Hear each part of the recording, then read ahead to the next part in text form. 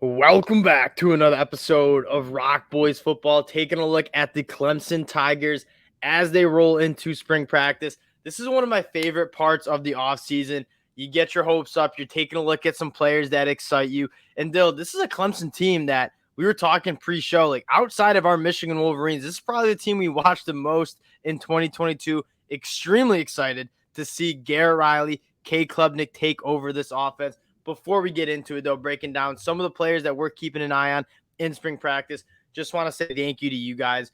The support you guys have shown during the college football offseason has been awesome, whether it's recruiting, whether it's the spring previews. We really do appreciate it. And for you Clemson fans, this Clemson spring game, we'll be checking it out. We'll be recapping it here on the channel. It's on we make a list of the spring games that we're most excited for.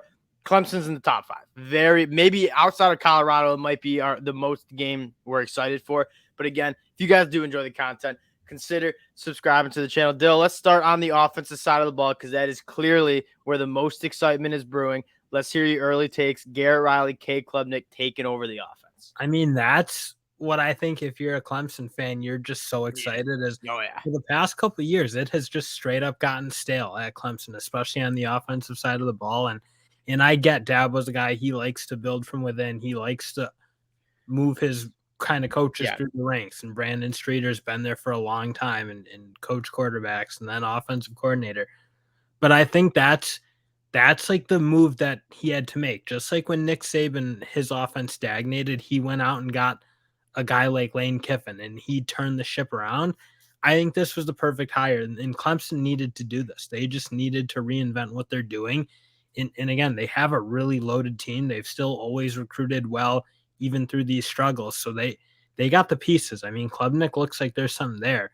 It's just huge that they finally, in credit to Dabo, he's like, all right, I get this isn't what I want to do, but this is what I have to do to move this program. Yeah, it's something Dabo just needed to kind of get with the times in terms of college football, and that's what he's doing. I am just most excited. I think Cade Klubnik and his skill sets, I think, are the perfect match for what Garret Riley wants to do with this offense. You go look at what Garret Riley did at TCU. Was a big fan of getting Max Duggan outside the pocket. Cade Klubnik, he has the arm talent to make any throw on the football field. That's the reason he's a 5-star, was one of the most highly recruited quarterbacks coming out of high school.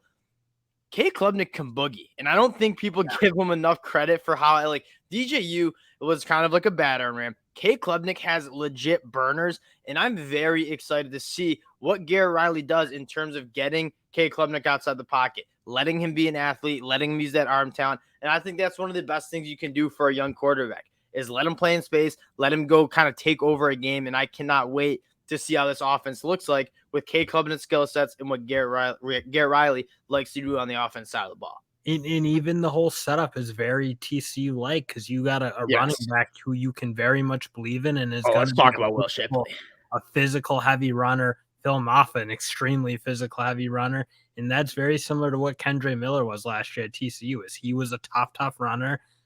They, as much as you kind of think TCU, you think spread, and they did throw it around a lot. And obviously Duggan put up his numbers. But at the end of the day, they could run the ball, and I'm thinking Clemson should be able to do it. I mean, you got 2 really good backs, and that's another part of their game I think they got to kind of get back going, is they got to get Shipley into that Heisman level because I think that's how good he is, and I just think they need to unlock that for him. I love Will Shipley, and he's a guy that I want to see him get even more touches. I think he's put on the weight to be a guy that can get 20, 25 touches a game. I think you were a little nervous about that when he was playing as a true freshman. I love Phil Maffa. I think he's clearly the RB2 in this scheme. Like Will Shipley, if you look at this offense, and we'll talk about some wide receivers that we really like, that is kind of the highlight of this offseason in terms of what I'm looking for out of Clemson. But if you're asking me who is the number one playmaker on the offensive side of the ball outside the quarterback, Cade Klubnik, I do think it is Will Shipley. And I agree with that. And again, it's just they need to.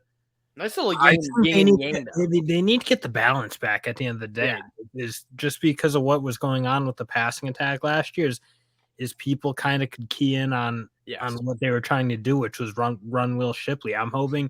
All right, they have athletic wideouts. They have a very good tight end. They have a quarterback who's got a big arm and can make the throws and can run himself. I'm just hoping to see them get some space for guys like Will Shipley, who just last year you didn't see him get wasn't working with a whole lot. He was keyed in on typically, and I'm hoping they can kind of uncork him and get him free a little bit. And Will Shipley's a guy who needs space. Like, that is where he operates, and that is where he's most successful. So you gotta find ways, and that's something Garret Riley's offense does phenomenal. Like, they just get guys in space where they can go after the catcher or like be an athlete in space with the ball in your hands. Now, I want to talk about this wide receiver room, because this is the biggest question mark heading into 2022 we had for this Clemson team, and it continues to be the biggest question mark. But this is the most confident I've felt in a wide receiver room at Clemson in a very long time. If y'all have been listening to us for a while, we were very high on Joseph Ngata. Obviously, he didn't really pan out, but you have two young guns. And Antonio Williams, I feel like I'm trying to be sharp, saying he's going to be a first-team All-ACC guy. I don't even know. I think that might be a common take at this point. From what you saw as a true freshman, he was elite. And he's going to be a guy that I think can be an 1,000-yard pass catcher. Most Clemson fans know him. The guy I'm looking at, Adam Randall, the pictures I saw of Adam Randall as a true freshman last year playing spring ball, and then he tears his ACL. This dude is built different. 6'3", 230 pounds, absolutely rocked up. Tore his ACL, came back, never really seemed like he kind of was fully healthy. I cannot wait. And I think he did have an off-season procedure. Once Adam Randall gets right, I think you're looking at two of the youngest and most talented wide receivers, not only in the ACC, but in the whole entire country. And Garret Riley and Cade Klubnik are going to have a field day with it. And that's what, again, you think about this Clemson team, those good wideouts they had before the past few years. I mean, you go back, T. Higgins, Sammy Watkins, D-Hop. Like, they had some really great wideouts run through that program. And then, again, you had guys with talent. Nagata, Joe, and got not getting a wideout to catch for 1,000 yards in a couple of years is like crazy, given how much talent was on the field for this Clemson offense. But again, you look at what this Clemson offense needs to do, they got to have one of these guys go over 1,000 and honestly, hopefully two of them, because that's just, at the end of the day, they just need to be able to stretch the field a little more and be very consistent through the air. And again, you have the talent to do it. It's just, can they dial it back into what they had with the Justin Lawrence, Deshaun Watson, so forth. It was really hard to tell if it was DJU just not being a good enough quarterback or that offense just not being properly ran. And quite frankly, I think both. Like, I think it's really hard to argue DJU played remotely well. Like, he did not look good, especially in the big moments when they started needing him to play well. But that offense just was painful to. And I'm telling you, we watched a lot of Clemson football. This offense just was not it. I can't wait to see what this offense. And I think Cade Klubnik said in an interview, it's going to look a lot like Tennessee's offense, which you can sign me up for. Like, Tennessee's offense is absolute butter. So if they get anything close to Tennessee's offense, like, fire me up for that. A couple other shout outs from the wide receiver room. Cole Turner, like, what a game against Tennessee. What a game. And we pride ourselves on, like, knowing a lot of these guys. We both have to look up Cole Turner, and like, this dude, I don't know if he'll be recruiting rank. It was like way down outside the top 1,000, and this dude is kind of a ball. And then Bo Collins is a guy that, again, is also talented. Dealing with the shoulder injury, he should be back 100%. But those are your trios. And then a quick shout out: Davis Allen was solid. I think Jake Briggenstool has a little bit more juice than a guy like Davis Allen. For as solid as he is, Jake Briggenstool a little bit longer, a little bit better of an athlete. Like, the playmakers around Cade Klubnik, I think Garret Riley's going to have a fun time using. And let's just touch on this offensive line that seemingly, outside of Jordan McFadden, has been the same offensive line since we watched 2021 against Georgia. And that's the big thing. You finally have some experience in this group. Yes. And again, you do have some talent. I mean, Tristan Lay, a big time recruit. You got guys who can play. I think it's just, and they've gotten way better. Like, last year, by the end of the year, you didn't notice anything stand out. Like, oh wow, what's going on up front? That was a bad unit in 2021. I think it was an average unit in 2022, and I think it can be a great unit in 2023. Blake Miller, shout out, he got way better as the season went on for Clemson. So I'm excited to see what this offensive line can be. And again, you got to be able to run the football. I think that starts with some more success through the air.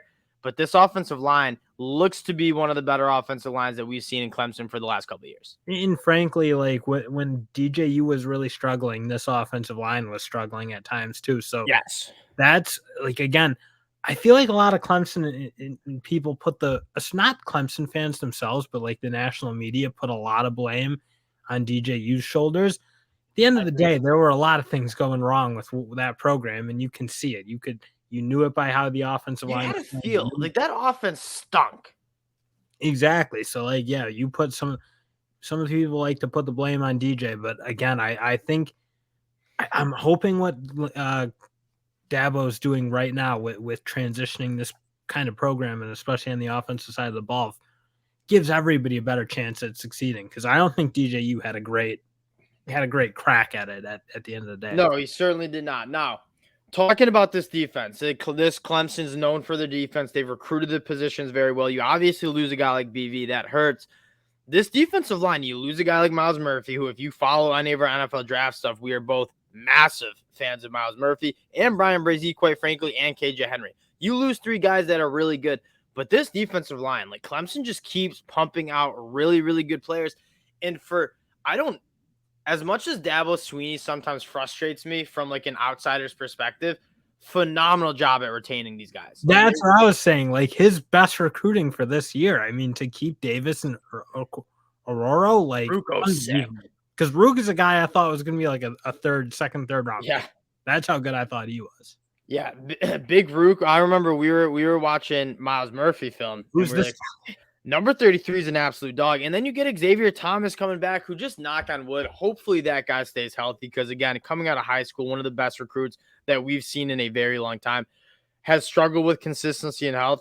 I just really hope that he can string together a healthy season, because he has all the potential in the world. And even going like Tyler Davis coming back for another year. Trey Williams is a very, very good football player as well. Even Capehart.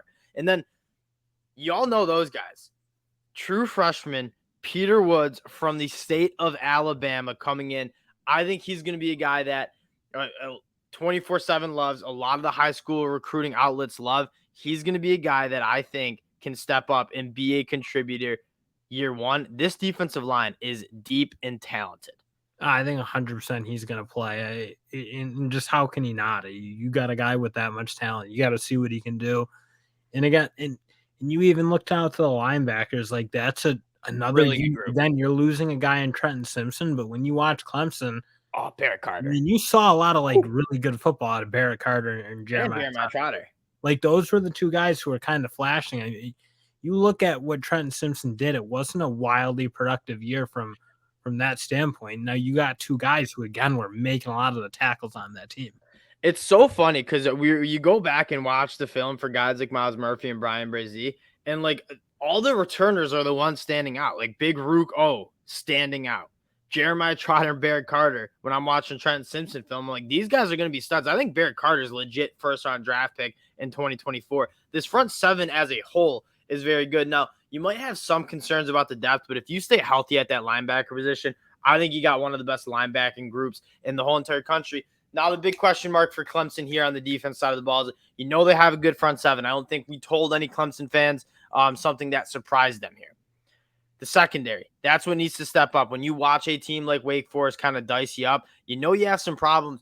But this is a group that I think got better as the season went on, and they have some talent that I think was just inexperienced last year. A guy like Nate Wiggins, a guy like Toriano Pride, two guys that, like, they flash. And I think Nate Wiggins got a lot better to finish out that season. I think the secondary might be the most improved unit outside of maybe that quarterback room on the whole team. Well, and that's the big thing is, of course, like anyone who watched Clemson knew at the beginning of the year, you're like, wow, like they're giving up a lot of yards in the air. Young but kids. At the end of the day, what you saw was a team that got way, way better. And by the end, you're like, Wiggins and Torino Pride look like they could be first-round draft picks. I mean, to be that long, or they looked long at least, and get their hands on footballs. Oh, Nate Wiggins has some length. Once you saw what they were doing against like UNC in the ACC championship game, that was like a totally different unit. So to me, that's what's encouraging again about what Clemson has, is that front seven was good all year. It's going to be good again this year, given what we just talked about. But I got to think the secondary is going to take a massive jump with how much more experience they're bringing back. I mean, they really had to replace that whole secondary, or a good chunk of that secondary last year.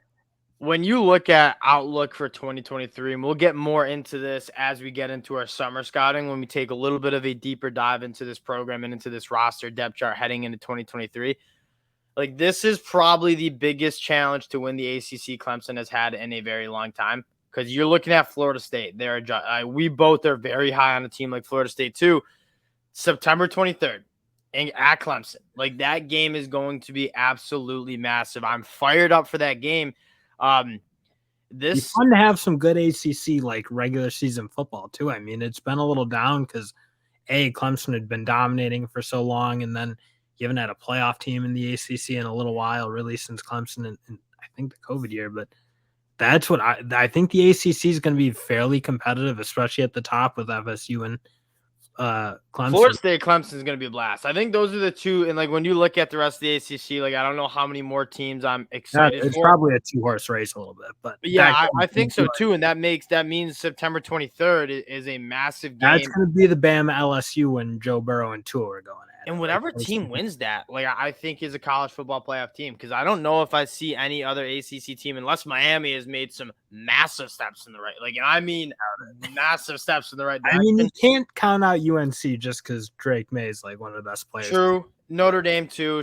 On the road at South Carolina, like they have some hard games, but this Clemson team I don't think is getting enough credit for how good they are. This spring practice segment is going to be massive. Like seeing what Cade Klubnik looks like in this Garret Riley offense. I'm extremely excited to watch the spring game. So Clemson fans, if you do enjoy the content, come back for our spring game recap and then let us know in the comment section. Name us some players that we're sleeping on. We're always trying to add to the notebook of players. We appreciate all the input you guys have and the support you guys have shown. So again, if you do enjoy the content, consider subscribing to the channel. We appreciate y'all, and we'll talk to y'all later. Peace.